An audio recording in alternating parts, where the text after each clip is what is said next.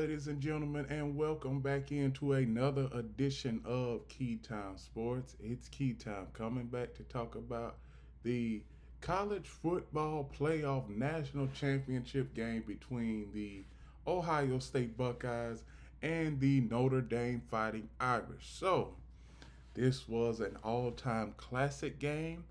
We all knew what Ohio State's defense was going to do, and after the first quarter, I said I said that okay, Ohio State is just settling in, and then all of a sudden they had a great second quarter.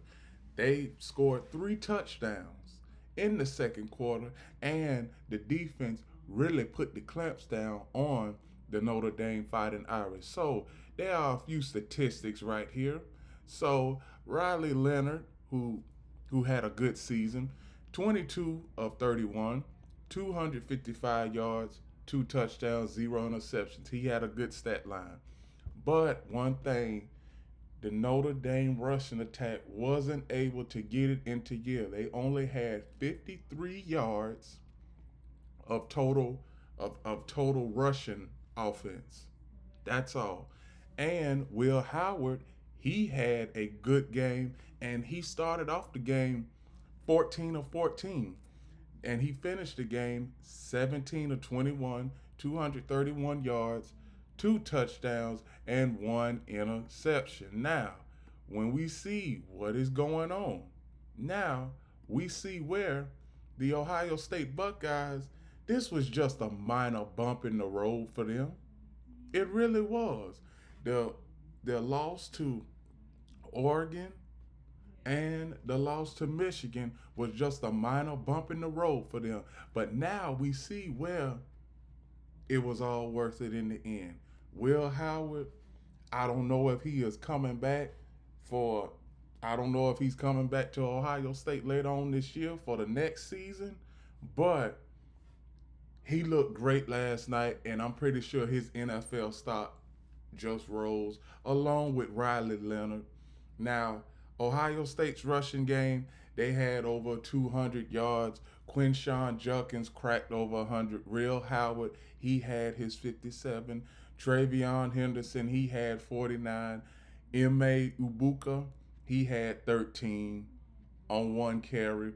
And Jeremiah Smith had -5 yards. But let me tell you, when the money was on the table last night, Jeremiah Smith came through with that 54-yard catch, and he caught it over the shoulder on 3rd and 7. And that is when it was late in the fourth quarter. And when I saw that, I'm like, that is what a top-notch player does.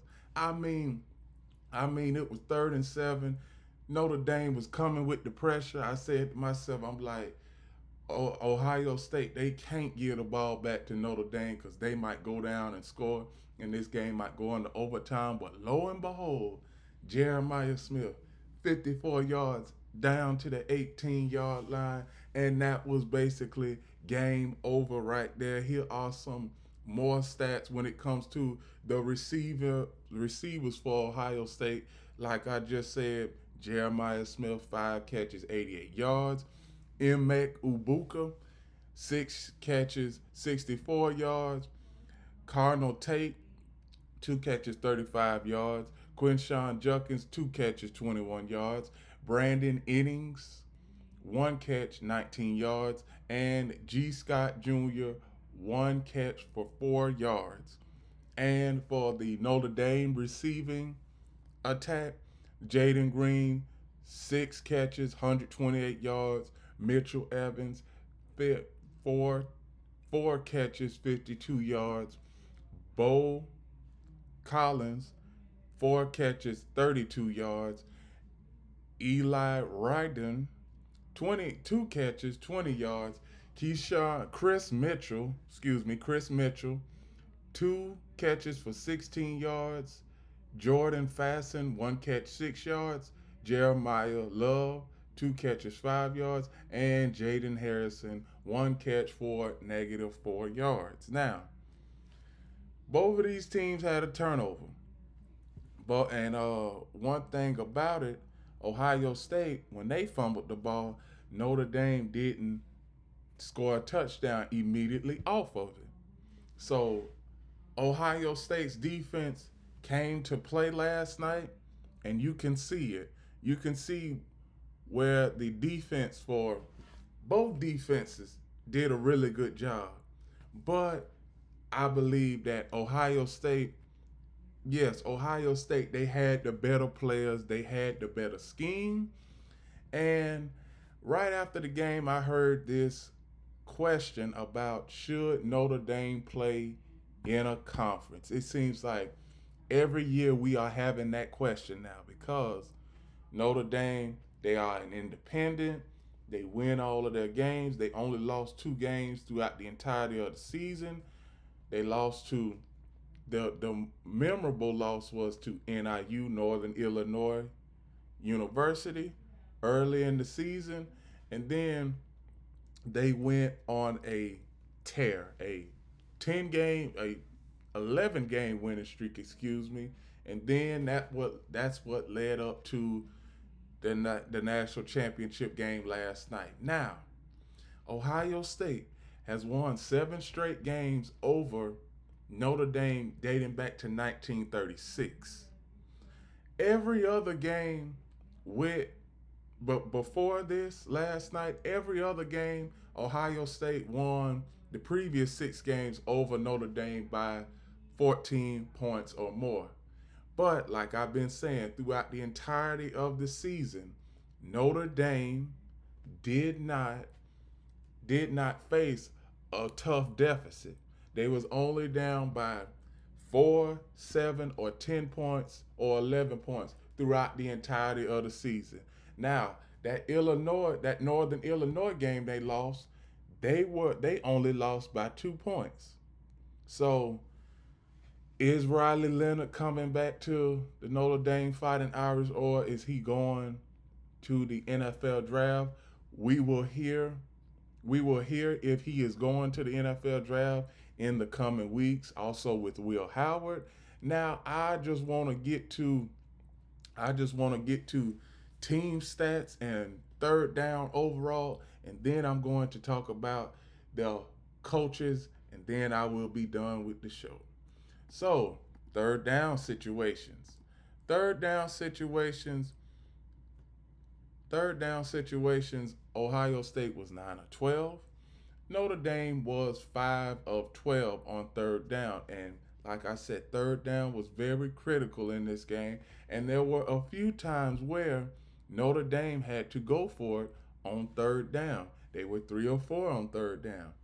Notre Dame season, even though that it wasn't fulfilling at the end, just to see Notre Dame get this far, this is what college football is about. These pinnacle programs, these top-notch programs, historic programs, getting back into the college football championship. This is what college football wants. We need the Notre Dames in the college football playoff. We need the Ohio States in the playoff. We need Georgia. We need all of those other pillar colleges, Texas, Florida, for example, Florida State. We need all of that, Alabama, and the list just goes on and on because that's what made the college football playoff watchable. Now, I am happy that this game did not turn into a blowout because it looked like it was going to turn into a blowout. Leading 31-7, and then all of a sudden Notre Dame started to fight back a little bit, and congratulations to Notre Dame on making a game out of it. But ultimately, in the end, this was Ohio State's game to win. Now, let me get to Ryan Day and Marcus Freeman. Marcus Freeman, the future is very bright for the Notre Dame Fighting Irish because Marcus Freeman, what he has done in 3 years, Brian Kelly didn't do. Brian Kelly, his first 3 years, Notre Dame was just an average team, and they didn't even make it to the championship game. Now in Marcus Freeman's third season, Notre Dame has made it to the college championship game. Notre Dame is going to be a force to be reckoned with as long as Marcus Freeman is there. He is going to get those recruits. And what I'm looking at as far as the recruitment process for the Notre Dame Fighting Irish, they are in the top 15 right now as we speak. In the top 15 as far as recruiting. Ohio State, they are in the top 5. This will go right well with them. Just coming off the national championship, getting some of those top recruits, and not to mention that Georgia and Alabama is right up there at the top, neck and neck. So for these top-notch recruits, they got a lot of schools that are reaching out to them, whether they want to go here or go there. But Marcus Freeman, he has built a blueprint at Notre Dame, and I am very, very excited for the future of the Notre Dame Fighting Irish.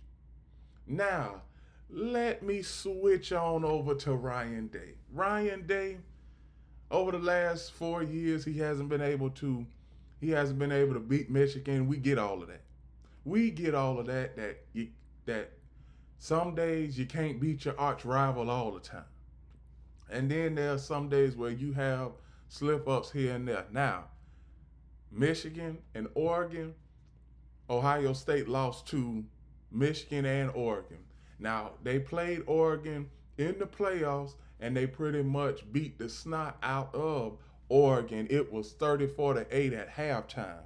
So you know that Ohio State came out with a vengeance. But one thing I noticed is before the Ohio State game, playing against Tennessee, and Tennessee's fans, they were all hyped up saying that we are going to take over Buckeye Stadium. And the Ohio State Buckeyes came out in the first 3 drives of that game, and they pretty much went down the field for a touchdown, and a touchdown. And it was a blowout. And pretty soon after that, I had said, I'm like, if Oregon does not win the championship, Ohio State will. And that's exactly what happened. So, Ohio State has made history again for the second time in 10 years. Ohio State was the first team to win in the 14 college football playoff, and now they are the first team to win in the 12-team college football playoff. So it was a memorable season for the Ohio State Buckeyes. Notre Dame, good luck as far as recruiting, and best of luck come next season. And with that, those are my reactions to the college football playoff national championship game and the 2024 college football season is a wrap. Now it's time for us to focus on recruitment, and let's see what all of these top-notch teams that are projected to do something later on this year when the season starts back up. Let's see how the recruitment process fares for all of these teams like Texas, Florida, Georgia, Ohio State, Notre Dame, Alabama, and all those other teams. I see even FSU is starting to make a little push when it comes to the recruitment process. And obviously, we have got to focus on the transfer portal because teams are building their systems and players and lineups throughout the transfer portal. So we have got to be focused on all of that. And with that, those are my reactions to the 2024 college football season, the 2024 national championship. Please like, comment, share, subscribe.